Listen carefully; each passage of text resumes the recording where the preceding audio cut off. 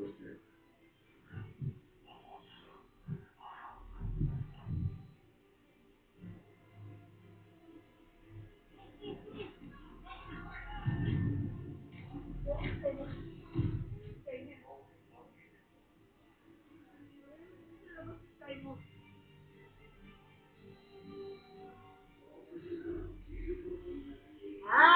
alam ko na, sinira mo na yung pay mo, no?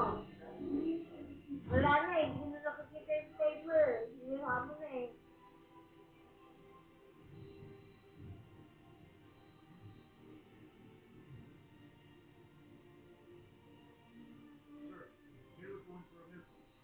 Bibili na naman tayo bago.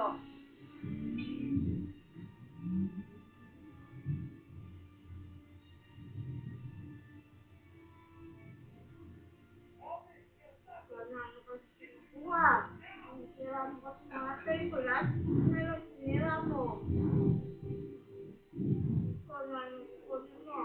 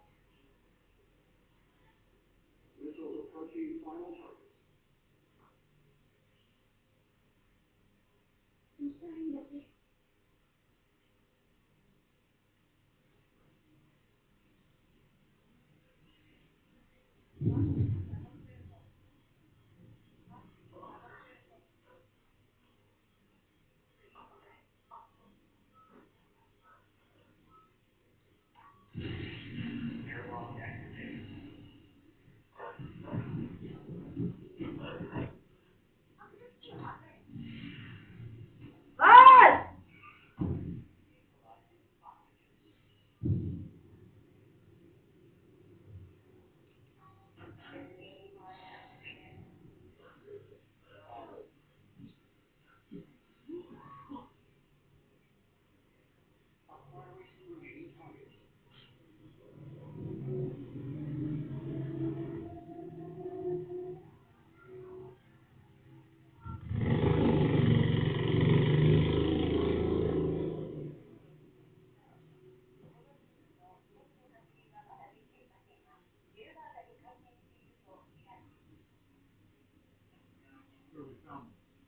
Okay.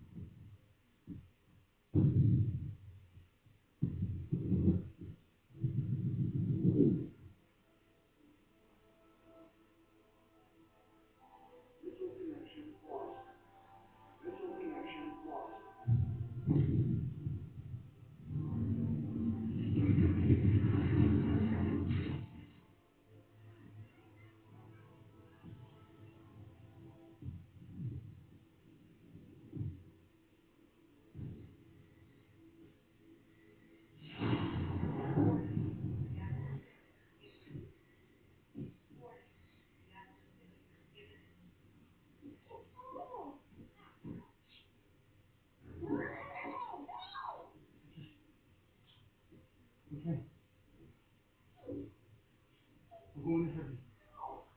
I'll meet you there. I'm going because of you.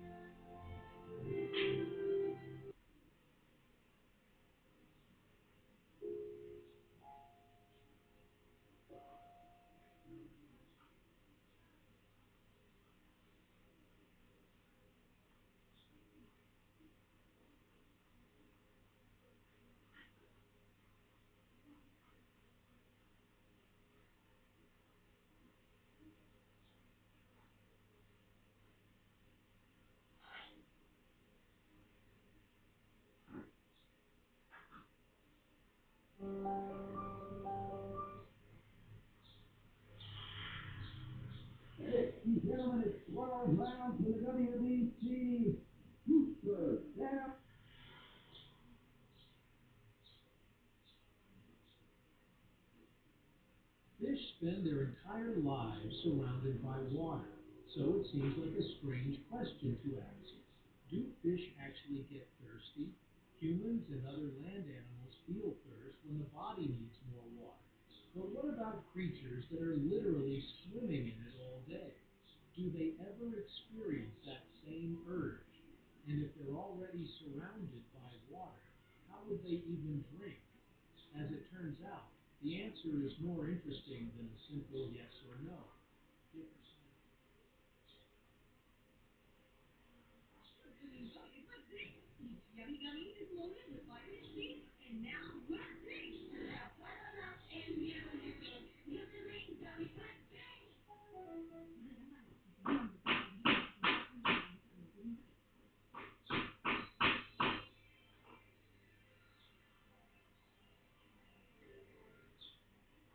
In very different ways, and some actually have to drink constantly just to survive.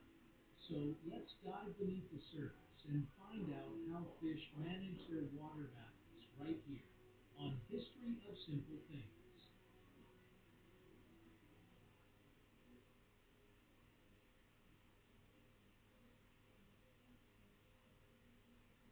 Humans experience thirst because our bodies are constantly losing water through sweat, breathing, and other processes.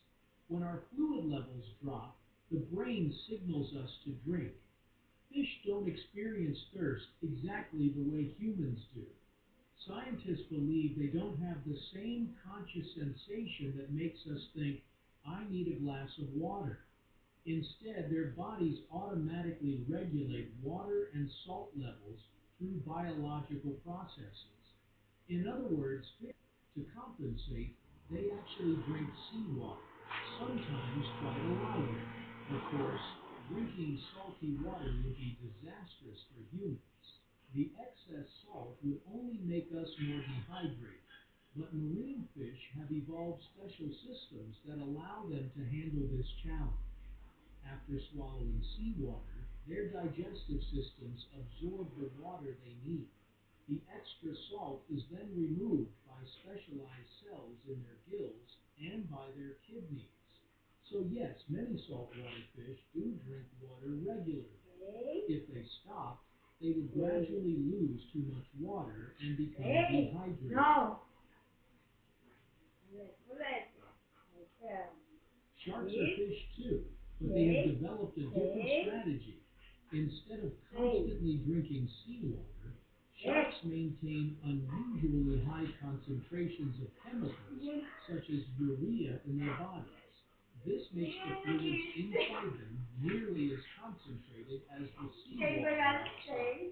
Because the balance is much closer, sharks lose less water through osmosis than many bony fish do.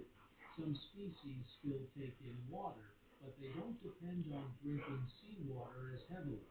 It's one of many adaptations that have helped sharks survive for hundreds of millions of years. The secret behind all these differences is a process called osmosis. Osmosis occurs when water naturally moves from an area with lower concentrations of dissolved substances to one with higher concentrations.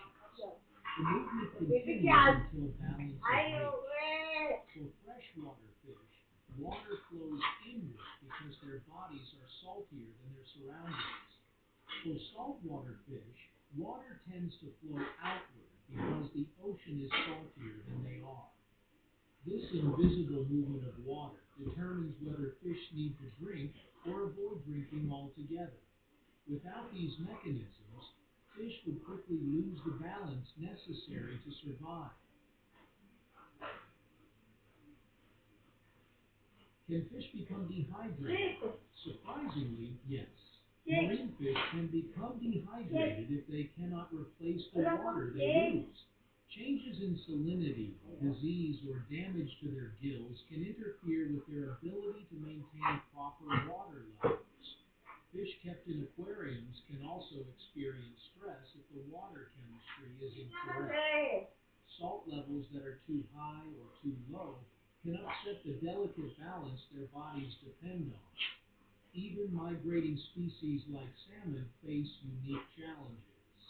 Salmon are born in fresh water, spend much of their adult lives in the ocean, and later return to fresh water to spawn. As they move between these environments, their bodies undergo remarkable changes to adjust from one water balancing strategy to another. It's almost like switching between two entirely different operating systems. So, do fish get thirsty? The answer is both yes and no. Fish probably don't experience thirst in the same way humans do, but maintaining water balance is just as important for them. Freshwater fish generally don't need to drink because water constantly enters their bodies, while many saltwater fish actually drink seawater to replace the water they lose.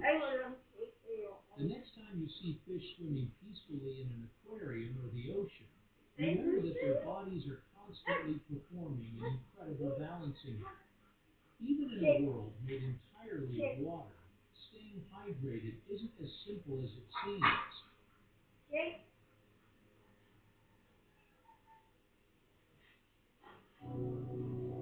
Thank you for joining us on this journey through the history of simple things. Don't forget to like, subscribe, and stay.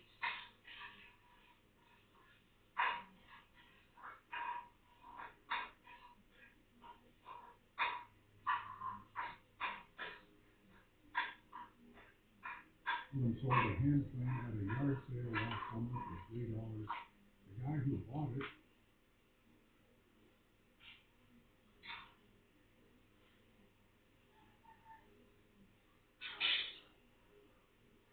limang bansang may pinakamahinang military force sa last 2 years in Ateneo. They said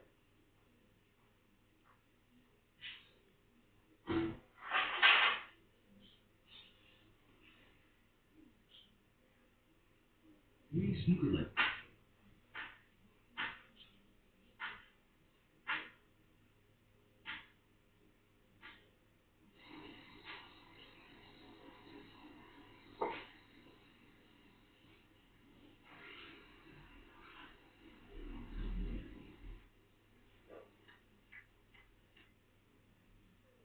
Monte Harsa. Monte Harsa.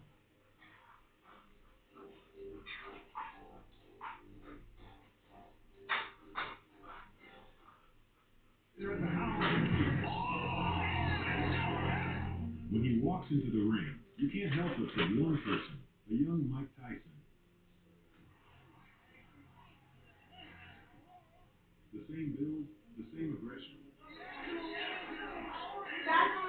the same feeling of an incoming catastrophe. I just didn't like that feeling.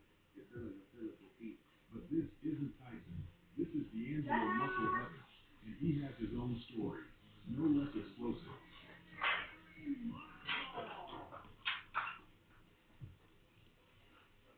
D'Angelo Evans was born in Durham, North Carolina. Not the easiest neighborhood, he puts it simply. A little rough, just like any other hood. Grew up all across the state. Durham, Greensboro, different cities, different schools. Never stayed anywhere too long. He came to sports through wrestling, football, basketball, track. But wrestling was the one that truly grabbed him. I mean, like the one-on-one aspect of it. So if I lose, it's because I didn't work hard. I couldn't see anybody else. That principle would stay with him forever. Wrestling took him to college, a team just getting started, a Division I coach, 3 practices a day. Evans was building his body and his character at the same time. Then, a moment that changed everything. At a gym in Greensboro, he came across some boxers, started talking trash, the way everyone does when they don't know what they're walking into. The trainer offered a sparring session. Evans agreed without thinking. I just say they end how I wanted to end. You know, so, nah, I took a knee in one time with 7 seconds. I remember my knee yesterday. So I'm praying. I'm like, this sport ain't for me. But that feeling, it lit something inside him that never went out. After that, I just didn't like that feeling. The feeling of defeat. So that's the only reason why I stayed. He came to boxing at 19. Zero amateur experience. 3 years training on and off while working on the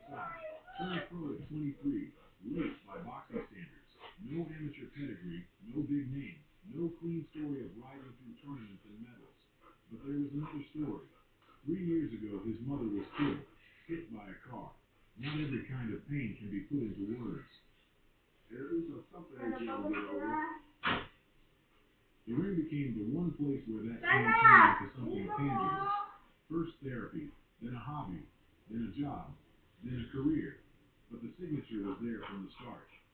Wimbush came from Virginia, grew up with the same level, the same circuit, on paper, an even fight. From the opening seconds, Evans went straight to the body, not feeling his way in, not searching, just hitting, hard and deliberate. Next up was Tomlinson, a debutante who chose the right game plan. Patient, high hands, don't trade, smart, just the wrong opponent.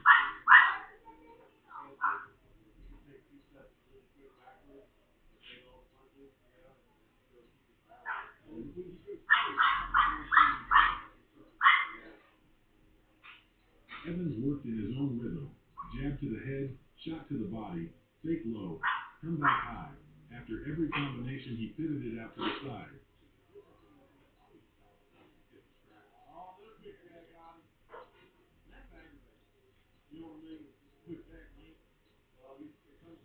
Tomlinson swung and hit AIR.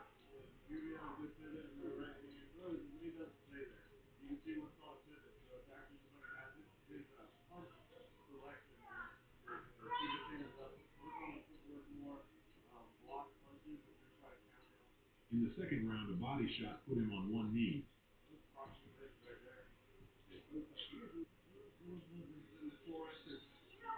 Burns was the first real test.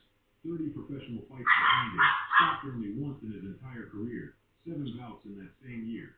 Not a star, but exactly the kind of opponent that exposes what the highlight reels don't show.